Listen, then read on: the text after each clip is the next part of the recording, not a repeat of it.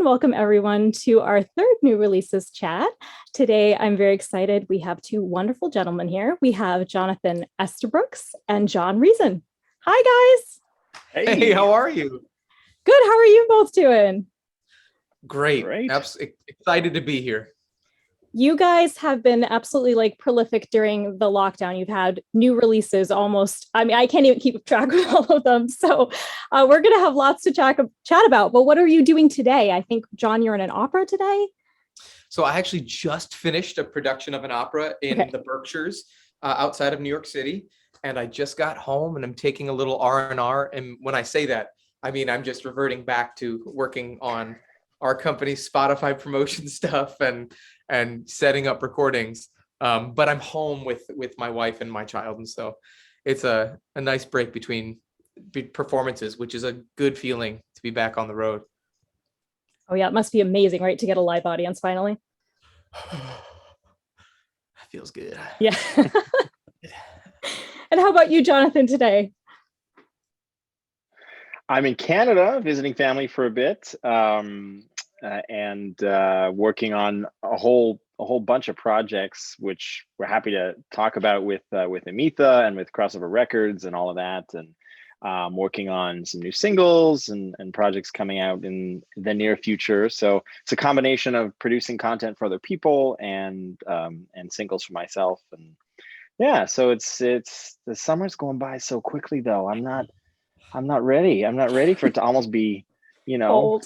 Yeah. The end is nigh, but fall is my favorite season, so we're good. I mean, I'm but anyway, I'm heading back to New York City. Long story short, in about a week's time. Awesome. So I know we've done a full-length connections chat with John, so I'll link that. But for anyone that may not be familiar with both of you yet, would you mind sharing a little bit about your history and your sound? Sure. So I am originally an operatic tenor. I grew up in Detroit and I went to Michigan State University as a baseball player, which we talked about in our first chat. And then I found out that I had a very unique voice type. And so I went the operatic route and I did American operatic residency programs. And then I got management in New York City and started performing all the way up until the pandemic when we met.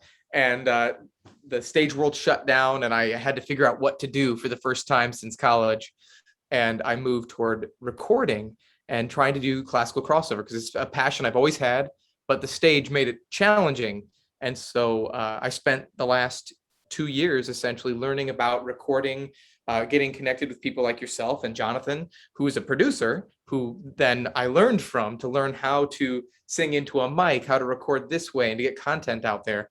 And then we'll talk about this a little later, but some stuff with learning how to promote on Spotify with algorithms and trying to figure out how to get the independent artist heard, especially in this time where the stage is a little rarer than it used to be. Yep. And how about with you, Jonathan? Yeah. It's a lot of I feel like I've done a lot of different things, jack of all trades. But I mean, I'm a Juilliard graduate, operatic baritone, trained for many years and pursued that for a long time. And gradually I was sort of shifting in terms of what my interests were. And it's tough being a performer. It's tough going into the room again and again and dealing with that rejection. I mean, I always say to friends that you're a professional rejection artist, right? You go in there and you just put your heart and soul out on the line and again and again. And I sort of reached a point where I was like, I want to be on the other side of the table. How can I be a part of the creative process? How can I be a producer? How can I bring a new perspective to this using my stage experience, behind the camera and that sort of thing. So kind of in tandem, I've always been doing production work in the film world, as well as music production and mixing and mastering. So that's kind of my history. I continue to sing and continue to perform, and I'm super excited about releasing lots of new singles. And but I'm doing it from a different place. I think when I was just doing that as the only thing, I mean, that was my bread and butter and that was everything. Now I'm kind of doing it in a more relaxed kind of, this is fun. I love this. I'm doing what I can when I can do it. And it's not the only thing that I'm doing. I'm really happy about helping other artists achieve their dreams and their goals. And that's a lot of what we're doing with Crossover Records, which I know we'll get into, and Amita, which is the company that that we've been building with John and Jillian, to really serve our community of classical crossover musical theater singers. So that's what I'm really passionate about. So I love that you both have that opera strong stage background. So when did you first actually get to know each other? So I believe it was the Clubhouse. It was the Clubhouse. Yeah, it was on a Clubhouse. Oh, Our was it? friend, Okay. Another operatic crossover performer, Amy Owens, had been talking to me because at the very beginning of the pandemic, I reached out to everyone I knew who was an opera singer, because my network was just that at the time, and said, hey, if you have music online, I'm going to make a little playlist and I'm going to listen to it on repeat. I know that doesn't mean much, but if enough of us do it, then maybe we'll make a few dollars, because at the time, all of us had lost all of our income. We didn't know about unemployment in America yet. We didn't know what was coming. We didn't know the plans, the PPP things, and things that would eventually come out, at least in the States. And Amy was one of the people who was there the whole time. And a year later, we moved on from that. We moved into recording and social media and all the things that led us together. And Amy said, you know, I want to introduce you to a couple of my friends. Get onto the app Clubhouse, which I did not have, and just speak to some of my friends in the business about what you've experienced growing your Spotify. Because at the time, I had gotten my music up to, I think, 400,000 streams in a year by myself, just Impressive. Yeah. working on it. And that's where Jonathan was in this chat. And I'll let you jump in on your side, but you know, he kept asking really smart questions and sharing his thoughts. And instantly, I think on my end, I was like, oh, here's someone who shares a passion. I should talk to him outside of this Clubhouse and see if we can't work together to do something. Well, I think what really spoke to me about you, John, in that chat was you had seen real results. And I think it's so often as an independent artist, you are dealing with any number of options and choices. And so many times we go out there and we spend a bunch of money and we're promised the world, and we think that this service is going to get you the right kind of streams, or this label is going to promote you. And so often for me, it was really failed attempts. I mean, honesty here, I spent a ton of money on my debut album, These Miles. I mean, I got a bunch of grants and I did all that, and it was produced with some of the best people in the business. And I did the traditional promo thing, and I thought it was going to have legs, and it just went nowhere. And I know I'm not alone in that we spend all of our time and energy and resources. And so when I met John, it was clear that he had kind of figured out the animal or the monster that was streaming, specifically Spotify. And I went, here's somebody who's spent a year figuring out how to do it and how to do it right, and put his money into something that actually is seeing genuine results. And so I saw that. I also saw his vigor and his follow through, because, you know, people promise you the world, right? And meeting people that really will go the extra mile. And so I felt like it was like the right marriage of just drive and knowledge and talent and passion for this genre. And so I think it was pretty obvious to us that there's going to be some kind of collaboration. And I don't think we thought, John, you can correct me if I'm wrong, I don't think we thought that Amita would come together this fast. I think we had a core of 10 artists that we got together, and we pooled some resources to run these conversion ads and get people listening to our playlists. And that just took off like gangbusters. And we went, I think there's an opportunity here, you know, beyond just a few friends doing something, to actually create a business where we can offer affordable production and affordable promotion that really gets the results that people expect for the money that they spend, you know, and service that market that doesn't have $100,000 to make a music video, but might have, you know, a smaller amount, but we can still produce something really high quality from a home studio. You know, with a DSLR, we can do a lot of that stuff. And I think the pandemic has taught a lot of artists that, yeah, you can do it yourself. And what we do is kind of take it that extra step of quality in terms of mixing, in terms of color correction, in terms of all those things where, you know, people don't know the difference in many cases. So I think we're really excited about servicing that aspect of it, to say you don't need to spend a fortune to have really top quality content. And and then building the ecosystem, which John can talk more about. But Yes. these playlists, that's the key to it, is supporting the genre algorithmically, but yeah, I was all over the place, but we're very excited about Amita. Well, this It's just excitement. this kind of leads into, so we had a question from our Patreon, Karen, and she was wondering about crossover records. So she said, with both of you being artists in your own right, how does it really help in running a label? So some of that you answered, but maybe John, you want to expand that a little further. Yeah. So in my year and a half of research before Jonathan jumped in and helped me expedite my process, I learned that no one, no label, no organization, no opera company, PBS, no one spent the time to build the ecosystem of listeners on streaming, YouTube included, Spotify, Apple, etc., for our genre to be heard, whether it's an opera singer, a classical crossover singer, a Broadway singer. There was no way to be heard. And in fact, the major marketing companies, because I tried talking with them, I hired a few, they have no resources for that. We have a couple clients now that are with Sony Classical, and they asked, will you promote my music? And they said, no, it's a waste of our money. We only promote the people we want to be seen. We're not going to. That's a major label. Yeah. And so no one has kind done of scary, it. Right? Well, but here's the thing. It was scary, but I was the first dumb person to go, well, why can't we just do it? Okay, so it's going to be a little more expensive than it would have been for our pop friends. But if someone does it, then it will be there. And then it will start the chain of events that would lead to what has happened in the rest of the music industry. I mean, how the heck can felted piano, solo violin, and all these other niche markets be so huge? It's because they invested in their market and now are reaping the benefits. And stage performers in particular have always been reticent to spend money because it's a hard business. And even the people on top, they don't like spending their hard-earned money on promotion. And if they do, they expect the world. But in this genre, you're not going to get the world because there's nothing to get. And so John and I put our heads together with our friends, people like Jay Giraffe, Lauren Jelenkovich, Amy Owens. We can go down the list of all our wonderful people that helped us start it.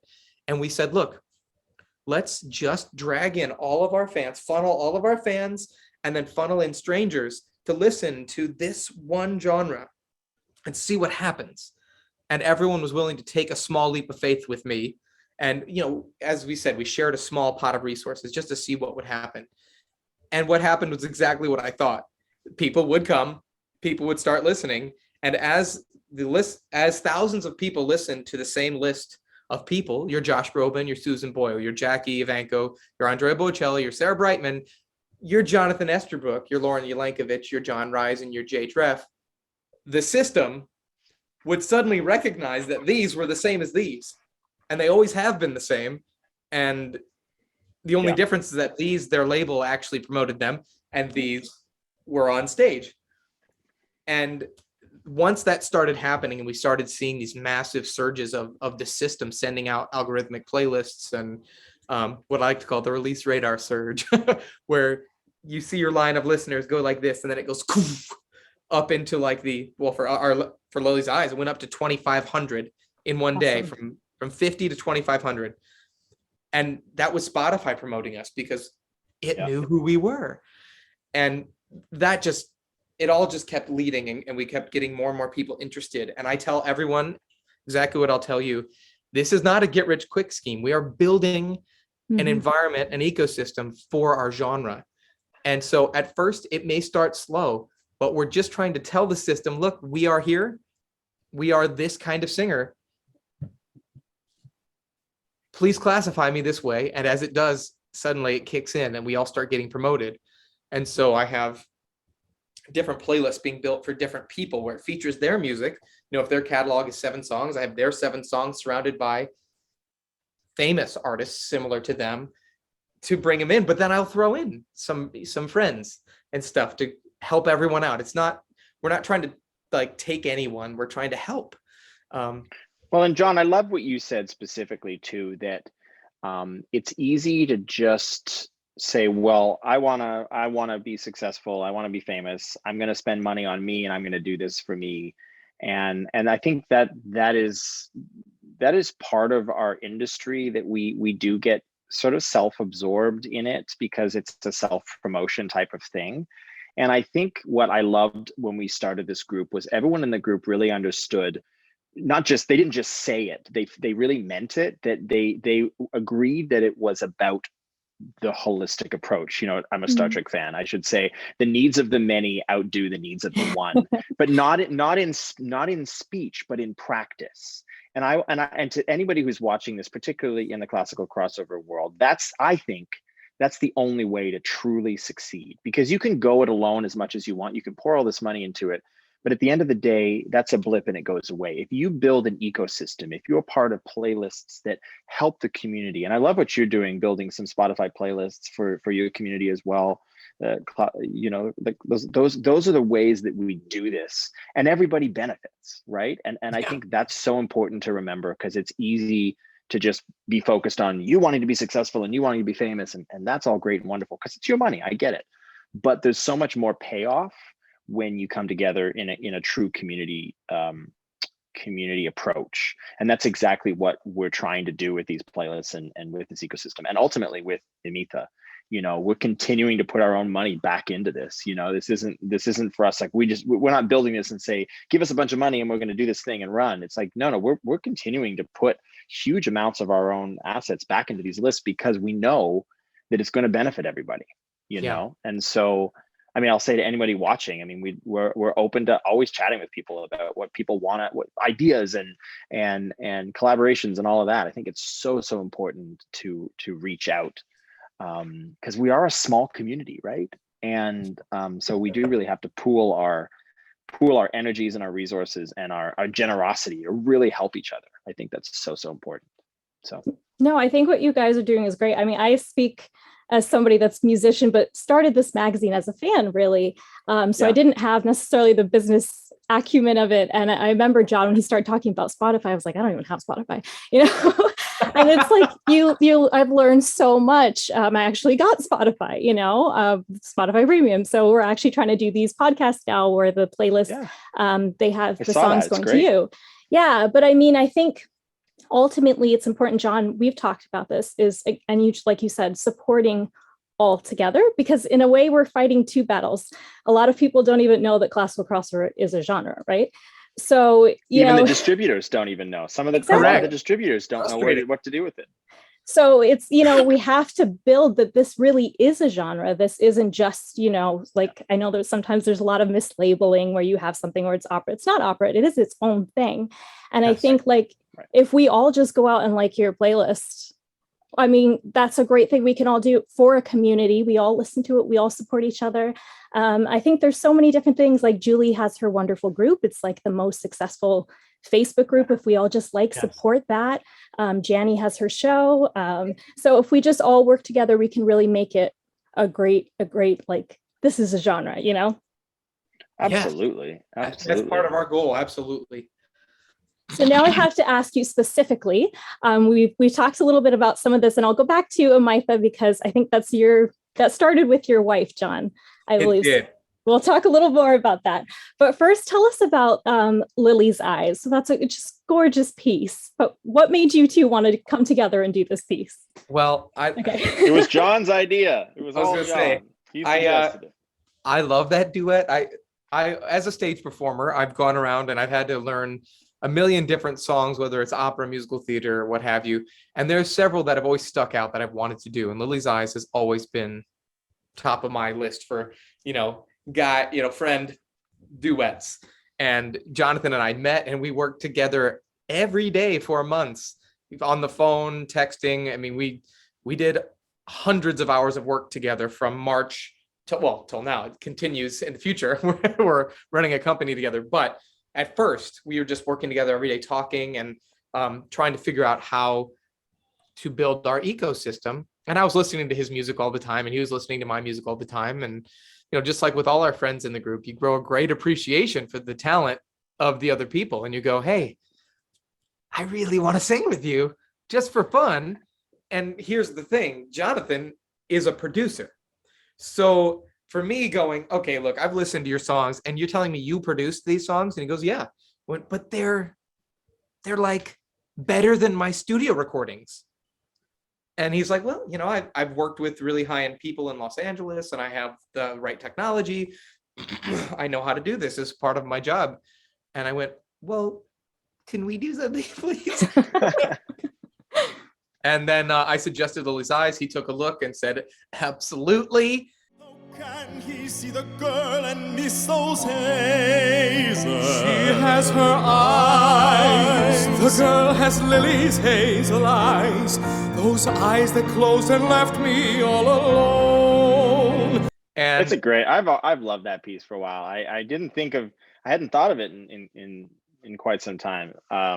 Yeah, I'm glad that we did that, and I think we're realizing too how popular Broadway is. I mean, I knew it was popular in New York and the West End, but man, our Broadway playlist is exploding. We have 2 of them through Amita and through Crossover Records, and the conversions that we're getting of people that are finding us through the ads and then liking and following has been insane. It was like 35% conversion or something crazy at one point. Yeah, so people love ridiculous. that kind of music. Oh, yeah. And I think that's a great thing for crossover artists to do. Obviously musical theater has kind of the pop side to it, but there is that classic music theater like the Lily's Eyes and the Les Mis and all that kind of stuff. And so it's really, I feel like it's more prevalent with crossover stars from England and Europe in general to do that than from the US side. And I think in general, crossover repertoire and crossover artists are more popular in the UK. And I think that's partly because the classical music stations play them alongside, right? So to somebody who lives in England or New Zealand for that matter, in Australia, many of my fans I've talked to, it's like they hear it on Classic FM next to, so they'll hear a Haydn concerto and then they'll hear Jonathan Antoine and then they'll hear, so it's not, there isn't this separation that we seem to have in the US where it's like, oh, well, this is sort of pop and this isn't classical, or this snootiness that, oh, well, that's not good enough to be on a classical station. We only want, the Joshua Bells and the Yo-Yo Ma's and the symphony orchestra stuff. And so I think they're missing out on a huge percentage of radio listeners, So forget radio. We're doing it our own way. That's right. That's right. But you're talking about Broadway. I mean, in my eyes, one of the most successful examples of a crossover person, and it is on the Broadway side, but Audra McDonald, she studied at Juilliard. And Absolutely. I mean, she's like the queen of Broadway, right? She's the queen. Oh my God. Yeah. She's done it all. Yeah. A great example of crossover. Yes.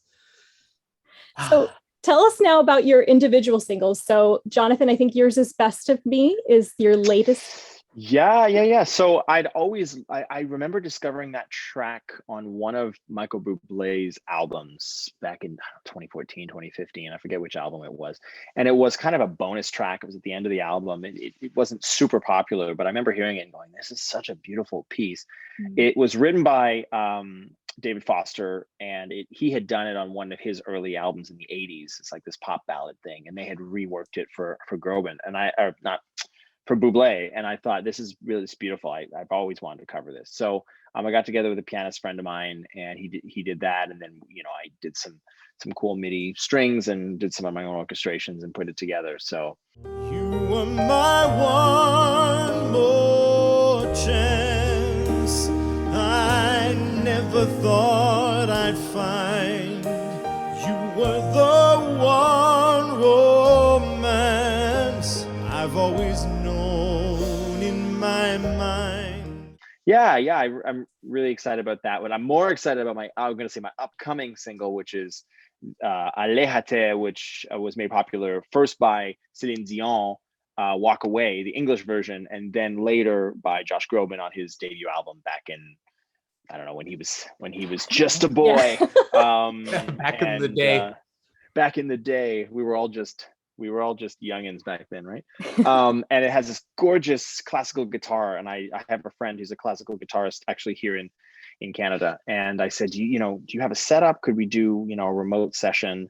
I'd love to have you play on this track. And it made such a difference. A lot of the stuff we do is MIDI and samples, and because it's cheaper, obviously. We use real instruments, but it's not always possible, and I thought if I could combine MIDI and live musicians, in particular this solo guitar line, it would just be so beautiful. And I'm super excited for people to hear it. So it's going to come out on the 13th of August. But if you want to hear it as a preview, you can check out my Patreon. I have a Patreon. And so people that are part of the Patreon that help support the making of that, you can check it out, patreon.com/Estabrooks, and they get a sneak preview of that. But it'll be coming out on streaming on the 13th. So yeah, that's what's up. Awesome. So we will link to that on screen. Cool. John, your latest release is What a Wonderful World. Yes. So if anyone knows my music, you'll see that I do a lot of eclectic things. My little brother, I shouldn't say that because it's pejorative, but he is 10 years younger than me. My brother is an amazing aspiring producer, but he leans much more toward hip hop, soul music, and lo-fi music. And he's currently in Detroit studying voice and studio technology. And I remember one day I was visiting my folks and he said, "Hey, Johnny, I just made this really cool beat and I'd really like for you to come downstairs and sing." And I'm like, "Well, I don't know if I'll know the song because, as a classical singer, it is not as easy to just riff on the go because I get nervous because I want to sound so good all the time, classical singer stuff." And he goes, no, you know the song. It's Autumn Leaves by Nat King Cole. Like the autumn leaves drip by my window. And I'm like, "Oh yeah, I know that song." He goes, "Just come downstairs, put on the headphones, sing the song, and then I'll show you what I want to do." So I walk into his bedroom and he has a little home setup. I sing the song with this really basic MIDI like chords. And then the next day, apparently he stayed up most of the night and he comes over and he's like, "Okay, John, listen." And he played this incredible version of the Autumn Leaves, which is a lo-fi hip hop combination of this classic song. And so my singing is very much what you'd expect from me. It's classical jazz crossover singing, but in the background you have the crackle of vinyl and lo-fi hip hop beats and drums. It's very cool. It's really cool. And I was blown away. I was like, "Steven, how did you do this?" And he goes by Stevie the Vibe. That's his hip hop production name. If you want to follow him on Instagram, whatever, Stevie the Vibe. And that blew me away. And so we started collaborating on that. And this is now the 5th release of ours along this line. And they keep getting better and better because he'll layer his own vocals and all of the instrumentation is his on top of me just singing the simple tune that everyone knows. I mean, these are classics. And this one was very special because I am a new father. I guess I'm not that new. He's going to be 1 next month. That's ridiculous. But so fast. I know. But this song has always been beautiful to me. I've always thought it was beautiful.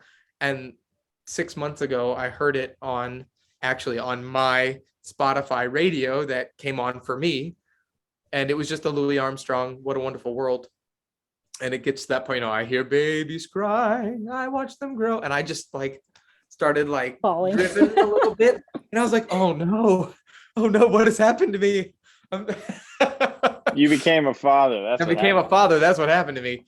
And I was like, that blew my mind how powerful. I mean, I knew the song was gorgeous, but it broke me. I said, Stevie, that's got to be one of our songs.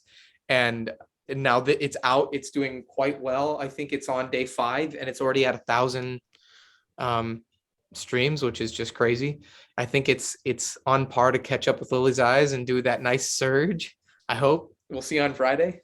I hear babies cry, I've watched them grow, they'll learn much more than I'll ever know. Yeah, it's just been such a pleasure to get to work with my brother. And one of the cool things is we just split everything, 50-50, and it costs us this much to do together. Because you have the equipment at home. Yes, exactly. Because I have my microphone and he has his setup.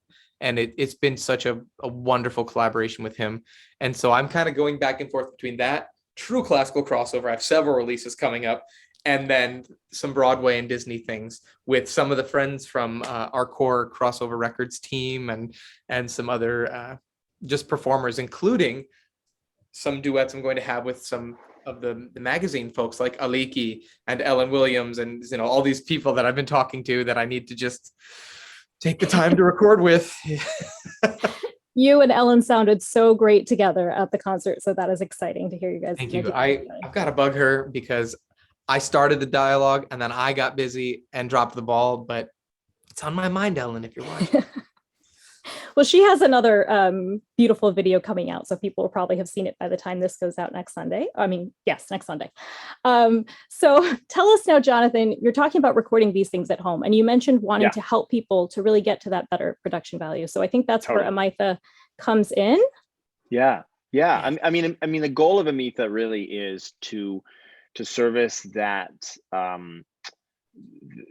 that clientele, essentially, right? Those artists who are looking to invest a little bit of resources in something, but can't drop tens of thousands of dollars, which most of us can't, to be honest. And so I think unless you have a big label deal, you're not going to get into the big studios unless you're spending a ton of money. And what we wanted to do is simplify the process.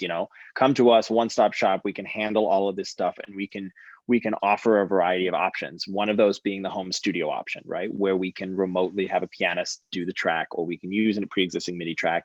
And then we have you record in your home studio setup. I will often consult with them to check what equipment they do have, what their setup is, all of that for those that are less experienced with recording at home. But many of them have learned through this pandemic, how to do it and how to do it well. And as long as you've treated your space, or you're in a closet, or you really deaden the sound and you have a good positioning of your microphone, you can get really clean, nice audio. The key, though, with taking it from a home studio to truly top level quality is really in the mixing, and is in the vocal comping. And this is something I learned in LA. I thought I understood what it took to really have a great record. And then I realized how much of an art mixing is, really, to go from good to great. It's not so much to just go in there like a classical singer would and do a couple of takes and pick one full take of a song and expect that that's going to stand up against a Groban track. And I say that because I've worked with Josh Groban's mixer, and the kind of surgery, as it were, that goes on with all of the various tracks and with the vocal track. Not to say that the artist can't sing the comp, but a vocal comp really is an edit where you're grabbing a line from here and a line from here, and you're building, you're crafting this performance, as it were. And the thing is, most classical crossover singers can sing the performance that the mixer creates for them, but the ability to do that and to polish it in a way, it really makes a big difference. And so that's the one thing that we try and impart to our clients. It's like, sure, you can just do a couple of takes and we can mix it together and release that. But we really go the extra mile to understand holistically, what is that experience like? And then I will often compare it against these other people in the mastering stage to make sure that if you want your album to sound like a Groban album, you want that breathiness, you want that presence of voice, this is what it takes to do that. So we're trying to bring that LA quality, LA production sound to the bedroom studio. And I think we've been really effective so far at doing that. And so, I mean, I think I spent 20 hours mixing Lily's Eyes. Oh, wow. Just on the mix. Yeah. If you've heard it, it sounds studio quality. I mean, actually, it sounds better than the studio quality stuff I've done. And I have several recordings where I went to a studio, real label, Grammy Award winning labels, and they did great, but it just doesn't have the same, I like what you keep saying, that same Groban kind of. But it's a polish, right? It's polish. Yeah. There's an element of polish that, because the recording arts are just that, the recording arts. It's if you want to go to a live performance, go to a live performance. But if you're going to listen to a record, you're going to listen to an album, there's a certain expectation. And I think that's so important, specifically with streaming. And John, you mentioned this. It's like, if the audio quality of what you're putting out on streaming doesn't stand up to what you're paired to in a playlist, your skip rate's going to be really high. Yeah. And that negatively affects you as an artist. So I think that's something as well in any genre, but to just those watching in the classical crossover genre, that's so important. It really is important to have that polish. It's not so much to just do a couple of takes and hope that it's okay and put it, you can do that. But I do think it does a disservice to not treat it like what it is, the recording arts, and go that extra mile. whether it's working with a big studio or a smaller studio, but finding somebody that you trust who can do that, or learning yourself. I mean, I learned myself. I never studied this. I just was tinkering with this stuff and just figured it out. So I think it's also really fun if you want to be a gearhead and you want to just get into the nitty gritty and learn. I mean, YouTube's amazing for learning a lot of the basics and more advanced mixing techniques and stuff. So yeah, it's fun. I love it. It's like Lego, just getting them together. No, I love that you say that, because like I'm one of those people who went to the studio and was like, I'm going to do an album in like an hour, which is insane, right? Because that's not how it happens. But I think a lot of us do that, right? We're like, because when we have our college demo, that's kind of what we do. You go in, you do your 4 hours, you get it, that's it. So I know. Yeah. And you want to save money, right? You want to go in there and you're like, oh, well, I can do 2 songs an hour. And then you get in there and you're like, actually, I can't stop. At least an hour a song, because you get in there, you warm up, you do a take, you listen back, you do another take. So, I always say it's going to take you at least an hour to get a good number of takes for a piece. And then you want to have enough takes, and then you might want to do punch-ins. Maybe you want to do the high note, or you want to do that really fast section or whatever. And then comes the work of essentially stitching that together.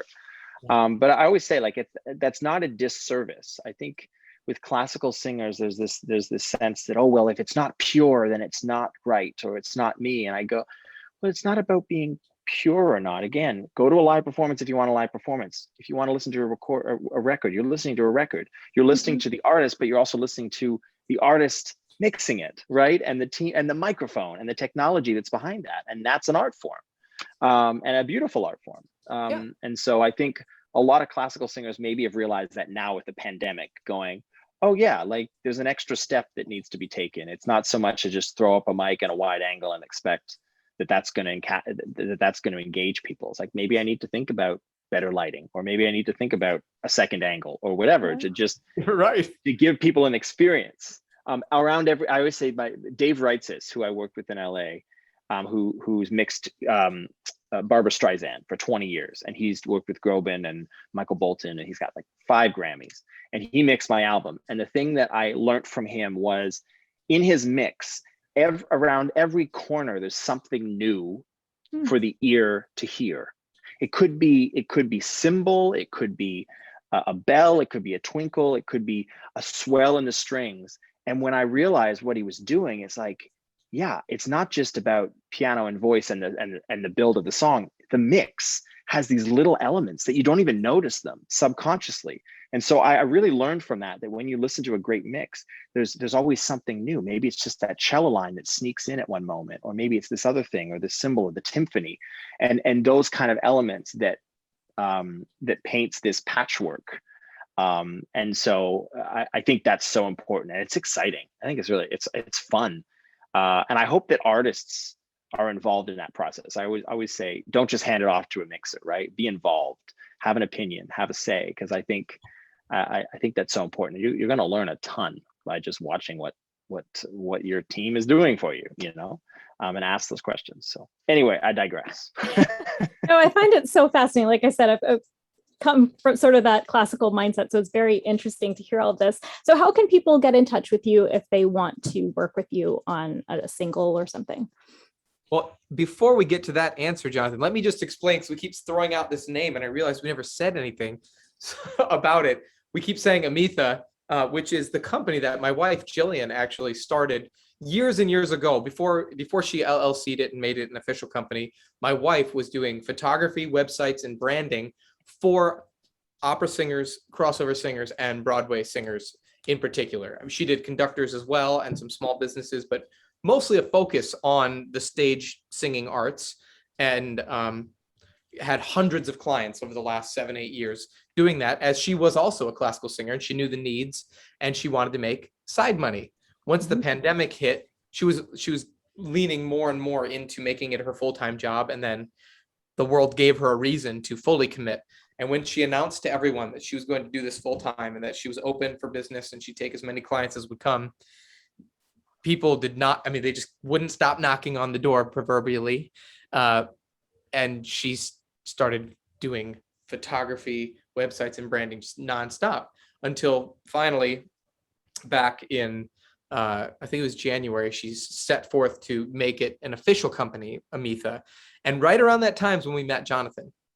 And we realized that the thing that Amita needed was not just to do websites, photography, and branding for singers, but if we could do websites, photography, branding, audio, video, mixing, marketing, we literally have everything a singer needs at a price point that a singer can do on their own to get high quality products out there, to make their image, to make their social media pop, to make their Spotify pop, to get their music heard.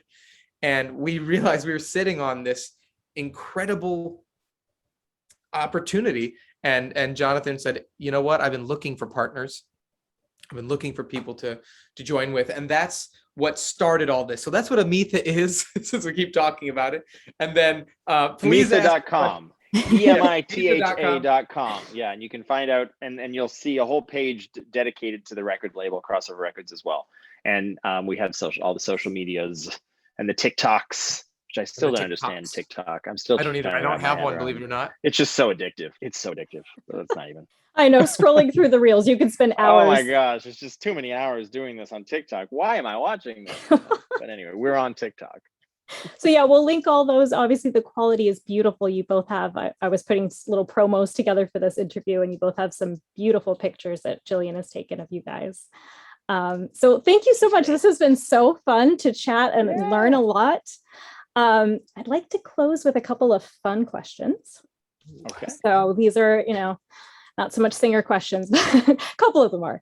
So the first one is, if you could star in a musical or opera based on any superhero, who would it be?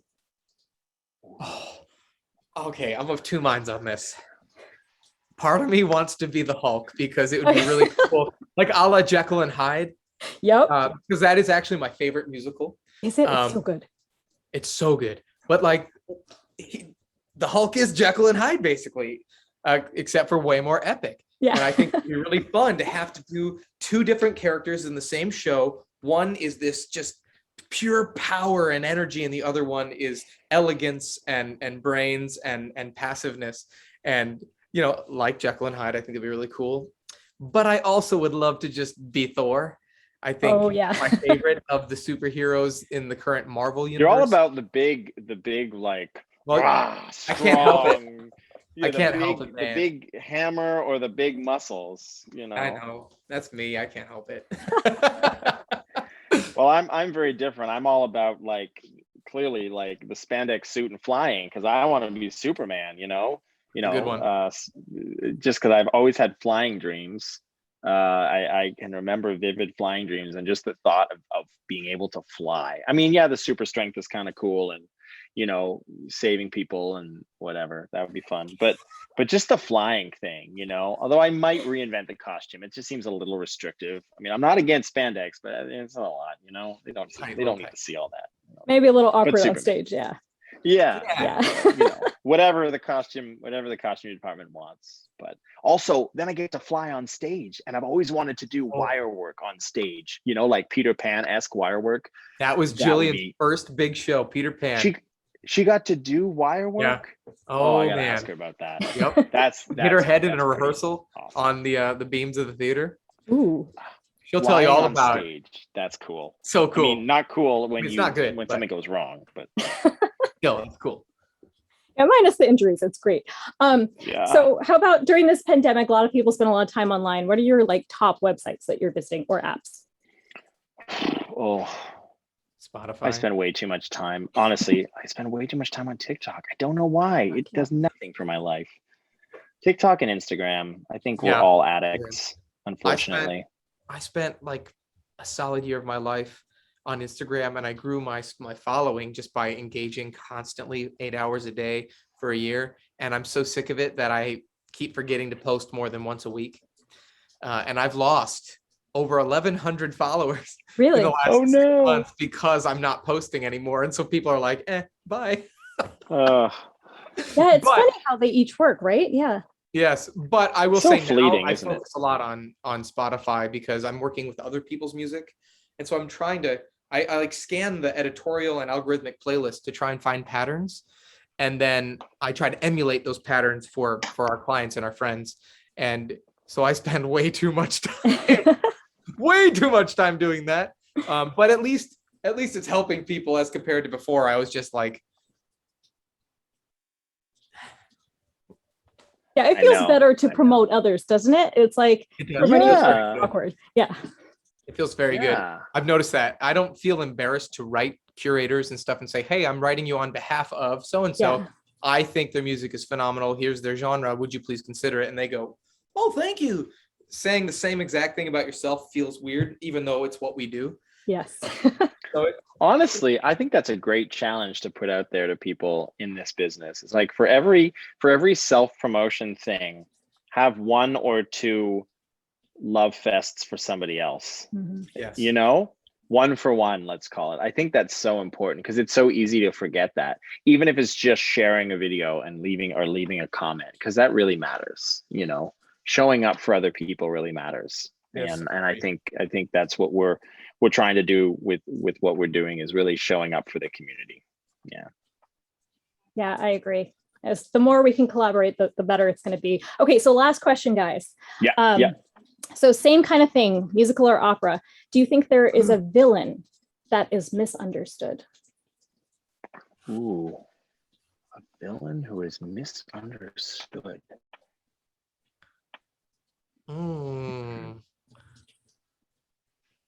Well, Don Giovanni. Oh, interesting point. I mean, he's a horrible womanizer, horrible guy, but I think he's misunderstood because I think he just needs a hug. I think he just needs somebody to actually understand that he has an addiction, you know, that like this is a problem that he needs help for. I don't know. Not that we should feel sorry for him or anything, because he's a pretty awful human being, but I don't know. I think he's kind of misunderstood. Okay. I'm of two minds again. I think I always am of two minds on things. I am a Gemini after all. One that doesn't exist yet, but I think about how it should exist, and people, I'd be happy to help write the book for this. I think Treasure Island needs to be an opera or a musical. And I think Long John Silver is the coolest and most complicated bad guy there is. And I think he's an archetype for many bad guys, because Long John Silver is the idea of, I mean, they call him a gentleman of fortunes. And, you know, he's so kind and so smooth and so charismatic, yet he does bad things, but he also loves people. And the main, you know, in Treasure Island, the main character, Jim Hawkins, the kid, Long John Silver, really does love this kid and has his best interests in mind, and he doesn't hurt him. He protects him from the other pirates and stuff. And I'm like, man, that would make such a good character in a show. Anyway, if someone gets inspired, please come to me. I want to help. But in the opera, I think the superhero opera, that's got to happen. I know my friend Evan honestly started one, and so I hope he finishes it. Oh, great. Awesome. Yeah. But in the opera realm, a misunderstood villain, and this is why I say this, is Pinkerton in Madame Butterfly. What he does is horrible. For those of you who don't know, he's the American lieutenant who goes to Japan, marries a 16-year-old woman, and then the war ends. He goes home, has his normal life. She has a baby. She thinks he's coming back. People hate him a lot. I mean, I know that because I've played him, and I understand why they hate him. But the problem is he's an archetype again for what happened during those wars. And I don't think he's a good guy, but I think he is misunderstood. I think he was very genuine in everything that he experienced. And he was told up front, and it's in the opera, and people can yell at me for this, but he was told that she knows that this is a short-term contract. And so he goes into this thinking this will be a beautiful thing while it lasts, and we will both part ways, and she will be rich, and I will go home and have an American wife. Now, I'm not saying that's a good thing, but I am saying, since he is the villain of the story and he is booed every time you do this opera, that like, I don't think he's as malicious as people think. It's just a messed up scenario of what happened in the United States, or not in the United States, in Japan during the war back 100 and whatever years ago, 130 150, whenever that 120 years ago. Don't check my history, everyone. Don't do it. When was Puccini alive? But it's just interesting to me. So anyways. No, I think it's true. People are really products of the time, and it doesn't justify their actions, but you know, you understand them a little better. For instance, for me, I think like Carmen is super misunderstood. Everyone's like, she's a terrible person. But I mean, if you put her in today's world, maybe not. Not really, right? She's just a woman with a mind of her 200 own. years ahead of her. Yeah, and really independent and knows what she wants and is in a man's world and is going to use every faculty she can to get ahead and to survive, right? She's awesome. Yay, Carmen for the mezzo. So it's been so good chatting with you both. You too. You too. Our pleasure. Thank you so much. Come back again anytime you have something new, and I hope we'll get to have you both in our concerts also. So thank you guys again. Bye. Thank you. Thank you. Bye-bye.